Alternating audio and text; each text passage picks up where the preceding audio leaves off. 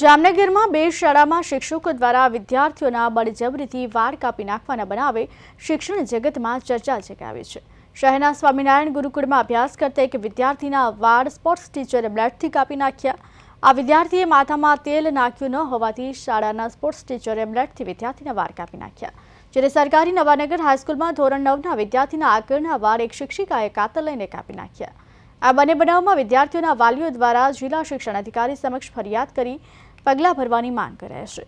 જામનગરની અમુક શૈક્ષણિક સંસ્થાઓ સમયાંતરે વિવાદમાં સપડાતી રહે છે। ત્યારે જામનગરમાં એરફોર્સ રોડ પર રહેતા એક ગૃહસ્થનો 10 વર્ષનો પુત્ર ધોરણ 4માં સ્વામિનારાયણ ગુરુકુળ અભ્યાસ કરે છે। આ વિદ્યાર્થીએ માથામાં તેલ નાખ્યું ન હોવાથી શાળાના સ્પોર્ટ્સ ટીચરે બ્લેડથી વિદ્યાર્થીના વાળ કાપી નાખ્યા।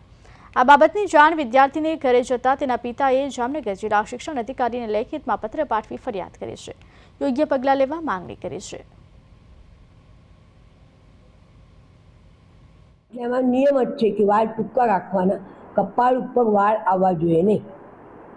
તો એને કંઈ પણ વોર્નિંગ આપ્યા વગર કે વાલીને ફોન કરીને પહેલાં વોર્નિંગ આપવી જોઈએ, કે લેખિત દેવું જોઈએ કે તમારા છોકરાના વાળ બહુ વધ્યા છે, 2 દિવસમાં કપાવીને મોકલજો।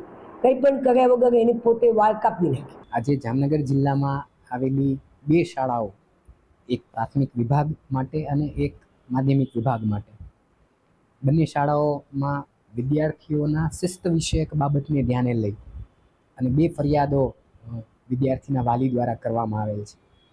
એક નવાનગર હાઈસ્કૂલમાં વિદ્યાર્થી શિસ્તમાં ન રહેતા હોય એના વાળ કાપવાની ઘટના બાબતે વાલી દ્વારા ફરિયાદ કરવામાં આવેલ છે, અને એક પ્રાથમિક વિભાગમાં સ્વામિનારાયણ ગુરુકુળ નાગેડી ખાતે વિદ્યાર્થી શિસ્તમાં ન રહેતા હોય એના વાળ કાપી નાખવા બાબતની ફરિયાદ વિદ્યાર્થીના વાલી દ્વારા કરવામાં આવેલ છે।